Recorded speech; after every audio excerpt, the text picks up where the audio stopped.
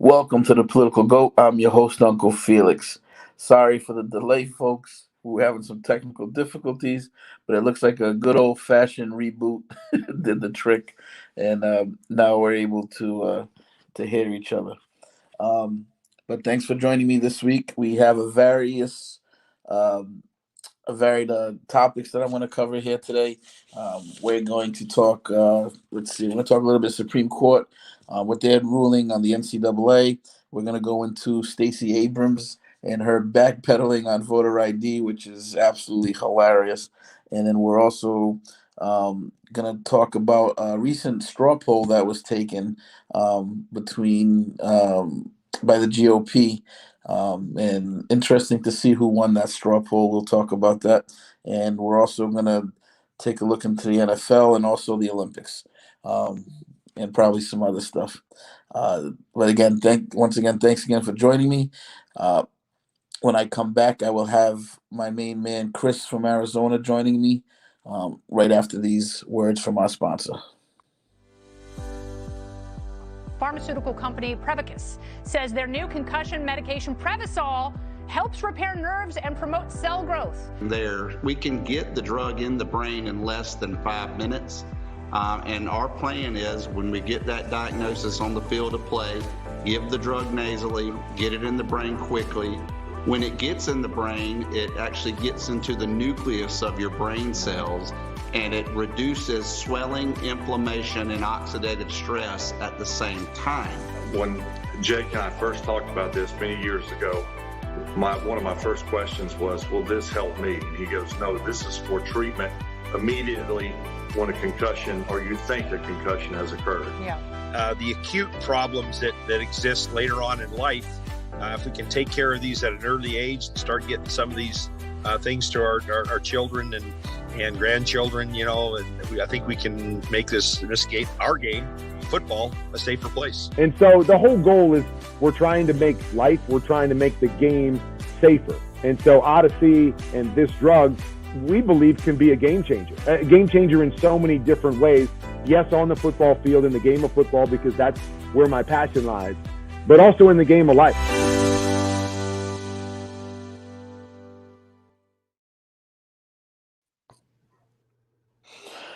Chris, how's it going?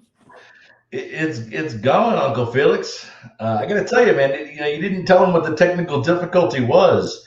So there was two scenarios. One, no one could hear anything that Felix was saying in the show, which I think would have given him his best show ever. But beyond that, I'm pretty sure it was the efforts of the left to censure Felix to avoid him from saying anything that could be counterproductive. I thought it was cancel culture that was getting to you. I wouldn't put it past them. I mean, no. I told you what happened to me on TikTok and on Facebook. Absolutely ridiculous, man. Yeah, well, speaking of which, quickly, I don't know if you've seen in the news, but it looks like the cancel culture is even starting to cancel out some of their own heroes. Chrissy Teigen's getting some backlash. There's some former years of bullying.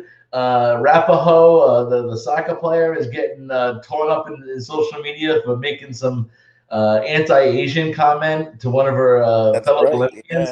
Yeah. Nothing makes me happier than watching these people eat their young. It's great. I totally agree. It couldn't happen to better people. You know what I mean? They're such hypocrites. So I love it when it comes back to bite them right in the ass. Yep. He is without sin. Exactly. Hey, I've been meaning to ask you, because I know recently the Texas governor Abbott there, he put out a statement, I guess, that Texas is going to be funding their own border wall. Is Arizona thinking of doing anything like that? Not that I'm aware of. I have not heard that. So yeah, I can't really comment. Although I'm not really surprised that Texas would do it. Although they probably should have done it right before the Alamo. Probably would have saved a lot of chapters in history for that. But I mean, like, if there was ever a state that was going to really try to buck the status quo, it would be Texas. They kind of think of themselves as their own country anyway. So yeah, I guess they're putting down a $250 million down payment to get the project started. and he started a website. He's also taking donations. I know he officially put in a demand um, to the federal government to return all land that they haven't uh, used yet from Texas to, because Texas gave up that land for them to build a wall. Obviously, there's no wall being built. So we'll see if it gains any traction. I'm sure, the Biden administration's not just going to, bow down to that. I'm sure they're going to fight that in court, and we'll see where that. It'll be interesting to see where that ends up. But yeah, oh, for sure. But I was hoping to hear Arizona's following suit or something like that. I think there would probably be more traction for something like that, but we've got so much other shit to worry about right now with the wildfires in the state that, like, I think the last thing anyone's thinking about right now is the border wall. Obviously, dealing with the influx of migrants coming into the country and people coming across the border crossings illegally, the strain on the infrastructure that's putting on is big enough. But I don't know. Right now, like I said, they can't even get a budget straight because they're arguing about tax rates and such. So I just don't see it. If it is being discussed, it's not a legislative priority, at least not from anything you're hearing. Right now, I think they're just worried about getting the fires put out. Yeah. One of the first things I wanted to jump on today, which I found interesting, was yesterday. Actually, the Supreme Court they laid down the ruling in regards to the unanimous too, by the way, 9-0 regarding the NCAA, saying that they cannot place a limit on education-related benefits. For example, now schools will be able to give their student athletes computers, internships, study abroad programs, also graduate scholarships. So this kind of opens up the floodgates to what schools can now give their, quote unquote star athletes. Mm-hmm. And this is going to really change the way, college sports, how it's played and how recruiting takes place and all that. What, any thoughts on that? So, look, I understand the old, you can't give the kid a Lamborghini to entice him to go to the school. And I think, to that extent, I'm still in favor of that. In fact, I think he even used that as an example in the decision that was rendered. But ultimately, why should you cap educator-related benefits? Why should there be a cap? If you're going to need a computer to go to school anyway, how is that anything different? It doesn't seem like there was any example in there that I've seen where it stretches the definition of effectively what would be covered under the tax code as tuition and related expenses. So if it meets the IRS's definition of a educational expense, why wouldn't it be allowed to be offered up to the student in as far as compensation goes? Yeah, I think there's going to have to be some kind of clarification because I think people are going to try to get a little what's the word I'm looking for? Creative, I guess, with the definition. You know what I mean? Like this whole thing with studying abroad. Hey, let's go study sewing in Hawaii for, you know what I mean? Things like that. Yeah, fair enough. And there's all sorts of ways. So I think they're gonna have to tweak it and be specific. Me personally, I would like to see them just expand who gets the scholarships. Like for example, like Division I football, they're only allowed so many scholarships on a team. Why not just expand that to everybody who's on the team gets a scholarship then? You know what I mean? There's different ways they can allocate the money. But I think what we're going to see is that especially college football become even more top heavy because now all these bigger schools with the bigger budgets are going to be able to attract, you know what I mean? It's going to be a bidding war out there basically for these kids. Absolutely. I will say that there's a part of me also that, going back, it's kind of a tangentially related topic, but the idea of paying student athletes for their usage rights and their naming rights for when they, obviously specifically during like the NCAA brackets and in some of the bigger tournaments, the schools are making bank on Yeah. college sports. Yeah. And I think the notion that, let's not kid ourselves either. They're making bank off of 2 college sports, and that's football and basketball. You know what I mean? Like yeah, the rest, they're probably in the red, I'm going to assume. You know what I mean? yeah, that's true. Because I understand that lacrosse is a really big sport, but it probably doesn't have the following that the other two have. I don't see that in the sports books when you start betting on college sports. I got a friend who's actually, he was telling me he's making a killing on the sports book at Twin River, and he's actually betting on ping pong. Really? Yep. And he says it's really big in Colorado. Wow. And in Japan, and yeah, he says it's pretty easy. He says that he's making a killing so far. I said, hey, have fun, I guess. Yeah, I would have never believed that if you hadn't said it. But that's interesting. I'll have to look up because now Arizona has sport books. It's legal now. Yeah. Oh, yeah. And the reason I was like, I remember asking him, I was like, well, how'd you get into betting ping pong? I guess because they play a ton of it in Japan, so that there's basically betting that goes on at like 24 hours a day. You know what I mean? So the degenerates out there who want to bet on something, I guess they find ping pong. You know what? I'm all for it. People want to gamble their money away, knock yourselves out. God bless America. Very true. Well, we'll see on this Supreme Court thing. Like I said, I guarantee you that it's going to come back where things are going to have to be specified, or I don't know, maybe the laws will change about what's considered an amateur athlete as well. You know what I mean? Because if these kids get paid, it kind of ruins the amateur status. But that's all controlled by the NCAA, so they're gonna. I think big changes are coming to the way it's all handled anyway. I think that also is important to remember about Supreme Court decisions, right? So the Supreme Court doesn't really make law, but they kind of do when they make a ruling against a particular law. They're basically saying we can't do that. And sometimes within the opinion, it's kind of like an unknown or unwritten rule that they're kind of setting policy and law.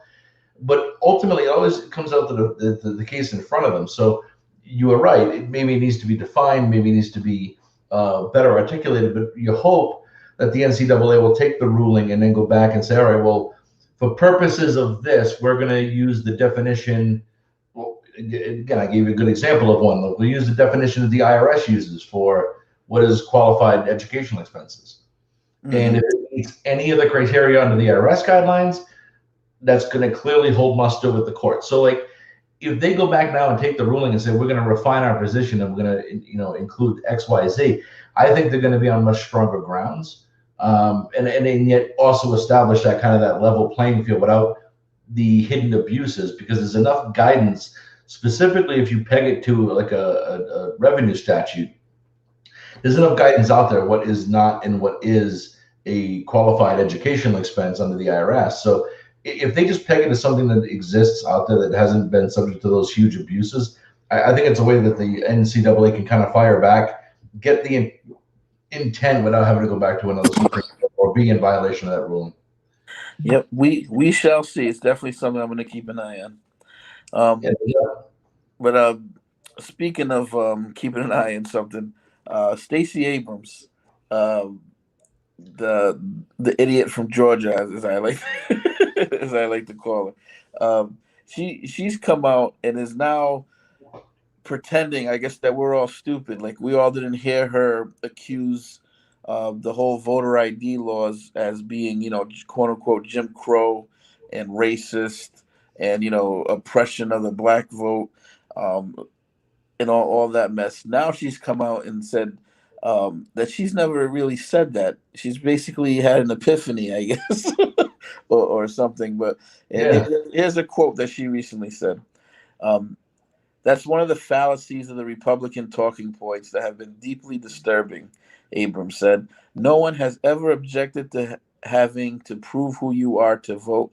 It's been part of our nation's history since the inception of voting. And when I read that, my jaw dropped because I'm like, I'm like, I know I've done a ton of shows on this topic, and of how voter ID is not suppression. It's for the integrity of the voting process, all that stuff, and the Democrats kept saying it's racist, it's holding people back, this and that, and now all of a sudden they're changing their tune, and the reason they're changing their tune though is because a recent poll that was taken showed that 69% of black voters support voter ID and 75% overall. So it's overwhelmingly people are in support of it, obviously, because it's common sense. I Yeah, mean, it was a there's false notion to begin with. yeah, It was exactly. the notion that black people couldn't get a license. I mean, seriously, that is about the racist bullshit I've ever heard. Oh, you know what? Making licenses mandatory or IDs mandatory is somehow racist because black people aren't able to get licenses or IDs. That's It's the it's the most ridiculously racist shit I've ever heard. So I the agree. notion that it's coming back with that poll, it's like, well, yeah, dumbass. Now the funny part is her statement is false twice. It's false by her saying she's never said it, and or made comments to the opposite. Because I can tell you, we can probably Google it and find 1,500 articles all saying that how voter ID laws disproportionately affect black people, Mm-hmm. and how those laws are discriminatory in their voter restrictions. The second part of that is her saying that they were required since inception of voting in the country is also false. Mm-hmm. That has not always been the case. You know what I mean? Like, I think we can go back in history and realize that that's not always a widespread phenomenon. You didn't always have to prove, your ID. You didn't have to show an ID. In fact, IDs weren't even mandatory in general for a time in our history. So to say since voting started in this country, I think that's also blatantly false. I'd have to Google that and actually find out that history, but I'd be willing to bet that that's also a false statement. But again, it's what happens when she makes she already put her foot in her mouth, so now she's just doing it multiple times over. Well, yeah, but it's just funny because the internet is there. Everything you say is out there forever, right? and I don't know how she's gonna defend herself on this, and how with a straight face she's gonna say, "What are you talking about? I never." I just don't know how she's gonna get away with that one. No, what's funny is going to be all the different libs and all the Dems that are out there. They're going to start posting about how no, that was never the case, and it's all bullshit, and we were never on that team. And it's like, all right, buddy, explain it away. Go ahead, you're right. That's crazy. But sticking with the whole voting thing, Yeah. Right before we came on, actually, the GOP was actually successful in blocking the HRS one, quote unquote, We the People's Act, which failed, obviously, to get the 60 votes needed. It was voted on 50-50, straight partisan line there. And that, in my opinion, was obviously a good thing because it saves voter integrity. And this was a case where the Democrats were seeking basically to federalize the general election. And just like I always say, central power, you should always try to avoid centralizing power. That leads to corruption. And it should remain the way it is, where the states have the say on how their elections are ran. And to me, that's a win for the people. No, I will tell you, I'm going to plead ignorant. I don't know enough about the bill. A little bit that I had heard, obviously, in more of on your conservative news talking points, obviously, we're not in favor of it. I still look to see what else was addressed. Was there any parts of it that I did agree with? I'd have to go back and really find out and do more digging. I think there was some parts of it, if I'm not mistaken, that addressed kind of an overcorrection to People's United regarding funding from out-of-state sources, campaign financing. I want to say there was more to it than just voter law issues. And I'd have to, like I said, I'd have to look back at it. But it's weird. I'd love to see some actual real legislative changes with regard to campaign finance rules. Right now, the fact that you have to be a billionaire to run for office is insane. Yeah. And how much outside money from outside of the state gets. I mean, look at the Georgia election, the runoff. Oh my God. Mm-hmm. It was like, like, I don't know, like Freedom Fest. All the celebrities came out to the Georgia, and all of them were hyping and pumping. It's like, what do you have any connection to Georgia, and what does any of your business? Like, I understand. What it all comes down to is, in my opinion, is the whole. I would love to see the 17th Amendment repealed, and that has to do with the way we elect our senators. Our founding fathers had it right, where it was basically the state legislators that voted the senators in, and then we came in with the 17th Amendment, and now the citizens vote for the Senate and for the senators. But to me, the other way was better because the senators were beholden to their state. You know what I mean? And now they're more nationalized, which is why we're seeing all the outpouring of money from outside, the state coming in, because they realize that too. Because these senators really don't vote in the best interest for their state; they vote in the best interest for their party. And if they were beholden to their state legislators, that would be different. Now, I will say this. So, and I'm going to give her credit again because she continues to make me not hate her.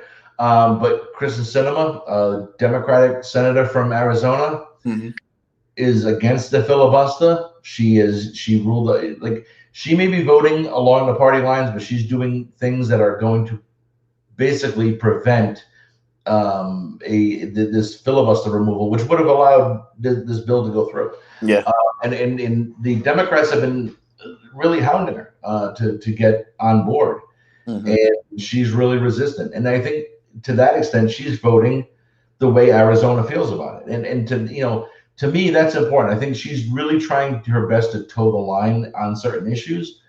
So now, if this had been a situation where because it's a weird situation we're in, right? So our House votes are more evenly divided.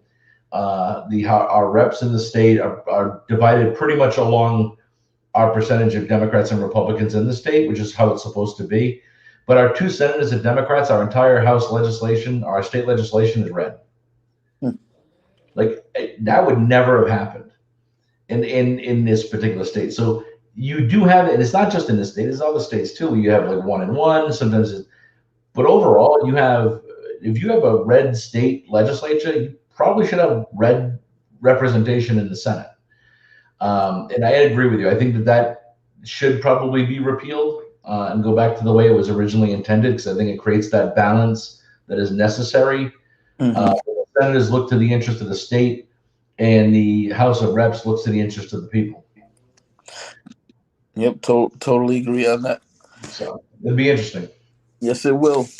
And with that being said, we're going to take a quick break. Another commercial here from our sponsor. And I'm going to go take some of that meds because I think I got a concussion. Stacey Abrams fall on you? Pharmaceutical company Prevacus says their new concussion medication Prevacol helps repair nerves and promote cell growth. We can get the drug in the brain in less than 5 minutes. And our plan is, when we get that diagnosis on the field of play, give the drug nasally, get it in the brain quickly. When it gets in the brain, it actually gets into the nucleus of your brain cells, and it reduces swelling, inflammation, and oxidative stress at the same time. When Jake and I first talked about this many years ago, one of my first questions was, will this help me? And he goes, no, this is for treatment immediately when a concussion, or you think a concussion has occurred. Yeah. The acute problems that exist later on in life, if we can take care of these at an early age and start getting some of these things to our children and grandchildren, and I think we can make our game, football, a safer place. And so the whole goal is we're trying to make the game safer. And so Odyssey and this drug, we believe, can be a game changer in so many different ways. Yes, on the football field, in the game of football, because that's where my passion lies, but also in the game of life.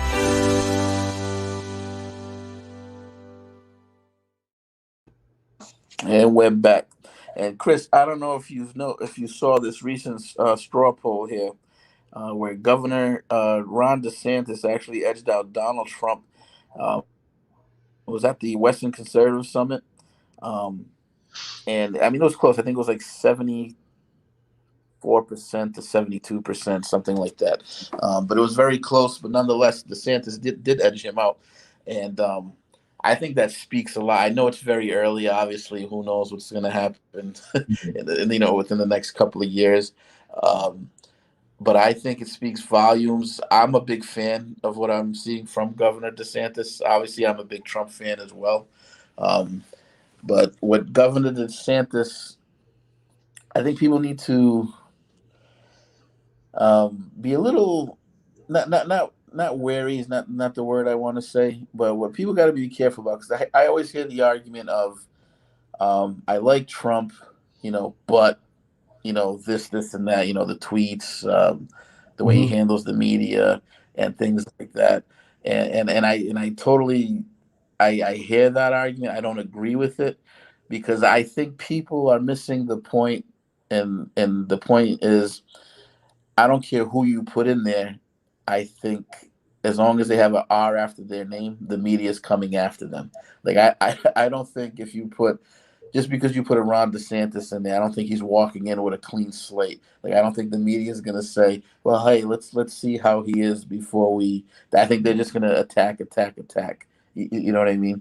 Yeah. And you do need a fighter there. Now the good thing about Ron DeSantis is he's actually shown he's willing to take on the media, which I think a lot of people like that. So I think they're seeing someone like a Donald Trump, but not as, I guess, rough as Donald Trump, I guess would be the way to say it. Yeah, I'm interested to do a little bit more homework on Ron DeSantis. I'll be honest with you. I've been so burnt out after the 2020 election. I've almost not really paid attention to who the next runner-up is for the Republican Party. I have heard good things, throughout, and I've seen some of his pressers, and I thought, all right, he's got some, showing a lot of potential there. To go back to your point earlier, I mean, I am one of the people that say I like Trump, but for and his tweets, his antics, his inability to deliver a coherent message, his oversized ties and this ridiculous absurdity in his hair, amongst his other shit. I mean, he's got a weird kid too. I mean, come on, the guy's just. Honest to Christ, if there was one guy who is easy to pick on, it's Donald Trump. I mean, seriously, it's fried chicken addiction. It's McDonald's, Apparently, NBA trophy room. I mean, just come on. But you're coming about the. Oh, sorry, go ahead. I didn't realize you were. Apparently, he was wearing his pants backwards the other day. Did you see that? No, but I'm not surprised. But again, but going back to it, you had mentioned about the media and how they're going to get attacked whoever has the R next to their name. And you're spot on. No way is anyone's getting a clean pass here. The difference is Donald Trump made it easy for them to do it. They're going to do it no matter what. They're going to attack you no matter what. But Donald Trump could not stop putting his oversized foot into his own mouth. Every time he opened his mouth, he made their job 3 times easier. And even if he didn't mean it a certain way, his delivery, what he was saying, the whatever, he just couldn't get out of his own damn way. And it made their job to attack him the easiest thing in the world. Every comedian out there had hours of fodder that he was just putting on himself. Like he was shoveling, here's material. So it was.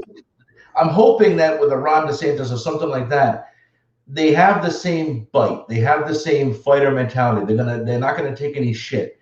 They're gonna have the same type of agenda as far as getting things done in working through the system, but not in a way that they're going to give any ground to the opposing side and make their job so One of the pluses with the Ron DeSantis is that he's definitely more polished. You know what I mean? He's a definitely much better public speaker. I don't see him putting his foot in his mouth as much as Trump did. I do believe, at every turn the media was, taking his words out of context and, say, oh, he must have meant this, he's dog whistling that. You know what I mean? They would keep projecting what their thoughts were, what he was saying onto him. But you're right. I do think DeSantis will give them a little less ammunition, but they're not gonna stop at that. They'll dig. They'll switch his words around as well, and they're gonna come after him as well. But what I did like on this straw poll is that there was not a rhino to be seen in the top 10, which I loved. There was no Mitt Romney, there was no Bush. You know what I mean? There was nobody like that. I did. Number one was Trump. Number two, number one was DeSantis. Number two was Trump. Number three was Cruz, and number four was Pompeo. And I think Rand Paul was like around 5 or 6. But it was there, and I think Pompeo. I don't know. His name keeps coming up. I don't see him running. Wow. But we'll see. Like you were saying on another show, I hope they're not going to throw out 10, 15 guys again. And thing. Let's narrow this thing. I think we can narrow this thing down a lot quicker. Yeah. Either way, the names weren't. I'm just glad Mitt Romney wasn't on there. You know what I mean? I think what I'm hoping is that the GOP is saying goodbye to the rhinos and to the establishment. Well, not even the rhinos. I don't know what happened to like the Mitt Romneys. I mean, he was, and maybe it's because he was governor of Massachusetts and he drank a little bit of the lib juice. But I mean, he definitely had more of a conservative background, more of a constitution, and then he really got soft. I think. And I don't know if it's just because he was drinking some of the liberal Kool-Aid or what his story was, but man, he's definitely over the last decade changed a lot of his approach to things. And I'm like, it just I guess when we talk about liberalism being a cancer, well, he definitely got affected. You know what I mean? He caught some. But to that extent, I'd have to look more into Ron DeSantis to see. What his politics has been over the years, and my philosophy is I don't mind being a constitutional conservative. I don't mind you being a fiscal conservative. Where I draw the line is on I don't like religion in politics. Mm-hmm. So if someone's bringing their religion into the mix, that's when I want it to stay out. I think family values and religion is a good noble thing, but I think it needs to stay out of my politics. No, he's I think when you dig a little deeper on him, you're gonna like what you see. And what also helps him out a lot is how his handling of the COVID. He was right from the beginning. He never really completely shut down Florida. Their unemployment rate is actually lower than what it was pre-COVID. You know what I mean? Because he didn't panic and shut everything down and go into lockdown. He basically left it up, kind of like what Trump was trying to do with the governors, but unfortunately the governors were too much into politics, and the blue states locked down, the red states stayed open. But he left it in the hands. The hot spots were treated differently as they should have been. Their school never closed down. Like they did around the country. And I think his handling there was what boosted him up these charts here. And obviously people are liking the way he handles the media, because he doesn't take any shit. He gives it right back. But to your point, he's not sticking his foot in his mouth either. So we'll see. And him and Trump actually seem to be getting along really good. So we'll see how that goes. The only thing I'm a little concerned about is, Trump is an egotistical maniac. You know what I mean? Does this make him resent DeSantis a little bit? You know what I mean? So it'll be interesting to see how that plays out too. Well, the other thing too is, I know he talks about it, but do you really think Trump wants another chance at this? I mean, in all honesty, I don't know, because the way I look at it, he just turned 75. You know what I mean? He's gonna be, when it comes up again, he's gonna be what, either 78 or 79. That's old. You know what I mean? And we'll see. Does he want that headache? Maybe. I think he's driven a lot by ego, and I think, he truly does believe he was screwed out of it. So he might, just for ego purposes, run. But at this point, I kind of would like to see him, my best case scenario would be to see him play a kingmaker. You know what I mean, and give Ron DeSantis the blessing, for example. Yeah. And I will say, whoever Trump endorses is going to have a lot of support going. I mean, his blessing is going to make a huge. And I think if you have a candidate that is not so polarizing, that can pull support from some of the moderates that have left the party out of whatever disgust they had for Trump, and yet you have the Trump base also on top of that, you have your formula. You know what I mean? I'm not so worried about the people. I'm not so worried about people who left, just because he actually brought up the GOP's numbers. You know what I mean? He had 75 million votes. He increased the black vote by 50%, almost doubled the Hispanic vote. So he actually increased the voting base, it seems like. But where I do worry is that he's so polarizing, he'll drive the other side to come out and vote. You know what I mean? And vote against him, obviously. So that's the negative. I'm not worried about the people who left. Like I said, I think he brought more people in, but he did get more people. He did get more people to vote. But at the end of the day, one of the things that I noticed about the Arizona election, now not the audit that's going on, this weird audit, but the original audit had now started to release some findings. And what they found is that 39,000 Democrats that normally would have voted for the Democratic candidate ended up voting for Donald Trump. You would think, great, 39,000, that's a big amount of swing. But 60,000 Republicans that normally vote red, that voted the rest of the candidates red, voted for Joe Biden out of disgust of Donald Trump. So he had a net negative 11,000 votes. Yeah, that was enough. That's enough to carry the state. I would attribute that to what you said on the last show, the McCain factor in Arizona. Oh, I'm sure. You know what I mean? Because like you said, the opponent. I couldn't stand him, but I know he was a hero in Arizona. That's for sure. Yeah. I'll tell you when I fly out of McCain Airport Terminal next time. All right. Well, we're going to take a quick break here, and we'll be back right after this message from our sponsor. Pharmaceutical company Prevacus says their new concussion medication Prevacol helps repair nerves and promote cell growth. We can get the drug in the brain in less than 5 minutes. And our plan is, when we get that diagnosis on the field of play, give the drug nasally, get it in the brain quickly.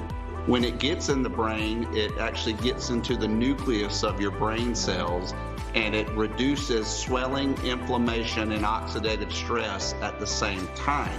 When Jake and I first talked about this many years ago, one of my first questions was, will this help me? And he goes, no, this is for treatment immediately when a concussion, or you think a concussion has occurred. Yeah. The acute problems that exist later on in life, if we can take care of these at an early age and start getting some of these things to our children and grandchildren, and I think we can make this game, our game, football, a safer place. And so the whole goal is we're trying to make the game safer. And so Odyssey and this drug, we believe, can be a game changer in so many different ways. Yes, on the football field, in the game of football, because that's where my passion lies, but also in the game of life.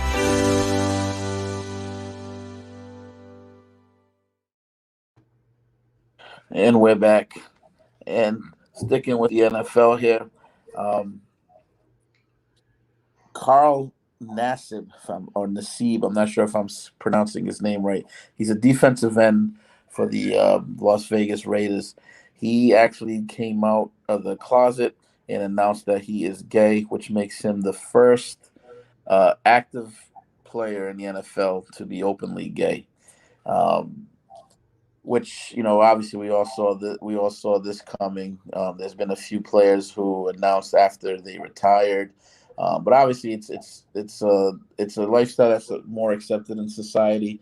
So, we saw this all coming. I think it's great that we're to the point where he's not going to get the. I can't picture him getting a hard time in the locker room. Well, he may want a hard time in the locker room. I mean, he started off as a tight end and ended up a wide receiver. You know what I mean? Like, no, I'm kidding. Listen, good for him. You know what I mean? Like I don't know. It's Pride Month. Announce it. Love it. I do think you're right. I think it's I shouldn't say that. I hope it's a different era, and such that this shouldn't be news. But years ago, I could see it being an issue. But again, this actually speaks to how we are. Like I always say, we're the most tolerant nation in the world. I just don't see it in today's society as being, I don't see him seeing any adversity from this. Basically, there might be a couple of people mumbling things under their breath, maybe, but even that, I just don't see it. yeah, I honestly I hope that the worst he gets is someone like me giving a couple of like haha joke jabs. But at the end of the day, like you know what, I'm glad he felt comfortable to come out. And hopefully he gets supported in doing so. So at the end of the day, like, I mean, good for him. I will say, if you like, I saw his picture, Mm-hmm. and I don't want to judge anyone based on their picture, but because he's white, I feel like I can. Tell me he wasn't gay. Seriously, like, you know what I mean? Like, you ever just look at someone and be like, oh yeah, that dude's gay. Like, he definitely hits he's gay. You know what I mean? Like, He spikes the gator. I can see that. yeah, like you know what I mean. Look, barring that, I think good for him. My guess is his teammates are probably like, yeah, no shit, dude. But I just think. But again, I also go back to it and I say, I'm happy for him. I do hope he has an easy transition. I hope he doesn't get a lot of pushback. I want the best for the guy. It's funny though that the headline wasn't there that other dude that was drafted that was openly gay? There was a black dude, like I don't know, maybe a few years back. He was drafted, I believe, in the 7th round out of Missouri or Missouri. Yeah, he was, and I remember people. He was drafted. People were all up in arms about it because they said, "Why did he get drafted so late?" It had nothing to do with his sexuality. It had everything to do with his size. I know that's a joke waiting to come, right? but it had everything to do with his size. He was what you would call a tweener. He was too small to play with his hands down, and he was too big to play in a zone type defense for his position. Yeah, he was a conference defensive player of the year. I get that, but this is the NFL now. It's the best of the best. You know what I mean? His 40 time wasn't spectacular. He's one of those players. He did everything okay, but nothing great. You know what I mean? And tweener is not the same as saying he's a twink. No. Okay. So tweener, not a twink. I got it. I'm sure. But he got drafted exactly where he should have got drafted. And I don't think he made the team. He got cut in the final thing. But I think NFL coaches are so past that. Could care less who you're sleeping with. As long as you can help their football team win, they're gonna take you. And it didn't work out for him. And I don't think it had anything to do with his sexuality. Even then, I was gonna say I don't even think I remember hearing anything about that being the reason he was cut, or even from him saying That was the reason he was cut. I just remember there was another player that this kind of came out where they talked about it being the first. And I'm like, because he did technically make a roster, doesn't that already qualify as being an openly gay man on an NFL team? Like, well, I guess not sure why this guy is the first. he quote unquote didn't make the team though. You know what I mean? He was Okay. All right. For the Yeah. before the final roster was made. But no, I wouldn't put him in the same locker room as that guy from Miami Dolphins, that the guy that was abusive to everybody. Oh, what was his name? Huh? Incognito was his name. Yeah, I wouldn't put him in the shower room with Incognito, but beyond Richie, I think he's good with everyone else. That guy was a little bit behind his time, I think, but but yeah, again, power to him. Hope he does well. Happy Pride Month. But speaking first, no, right? Here's another first. Down in New Zealand, they will have the first transgender weightlifter competing in the Olympics, and he goes by the name of Laurel Hubbard. He is now 43 years old and will be competing against women in the Olympics. Now, I support Carl Nassib and what he's doing. Now, what Laurel is doing, I don't support, because for the life of me, I don't understand, where are all the feminists? Like, how are they not outraged when the stuff like this happens? I mean, this guy, he's 43 years old. It wasn't that long ago he's actually competing against men and doing very well. So now here he is, 43, and obviously, let's be honest, he can't compete anymore with the young guys. So now he's going to come and compete against the women, and not for nothing, right? Take a look at him. He's not even trying to be a woman yet. You know what I mean? Like this is like this total bullshit. Wait a minute, that's not how all women in New Zealand look like. I hope that. You know what I mean? But look at this dude. I mean, yeah, not even giving an effort. All right, so here's the thing, and we've talked about this on other shows that we've had together, and at the end of the day, if he wants me to refer to him as a woman and let him, I will gladly do that. If I saw him face to face, I would, or her, or however, like, I would address the person however they want to be addressed. I would call them by whatever name they want to use. I would treat them as that. But this is a genetics issue, and when it comes to sports, this is just not right. And I think this is where they need to draw the line. Listen, society, from a social aspect, I will respect the person. I will respect their choice, and I'm giving you all that credibility. But this is obviously wrong. And from a competitive sports standpoint, this is just not okay.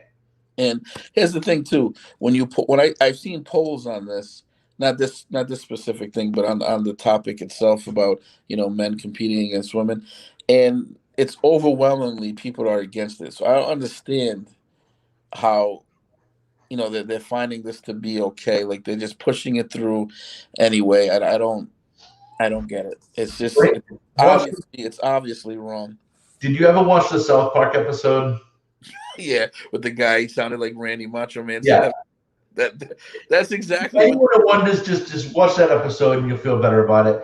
Like, at the end of the day, that's the kind of crap we're talking, and that's what this person represents to me.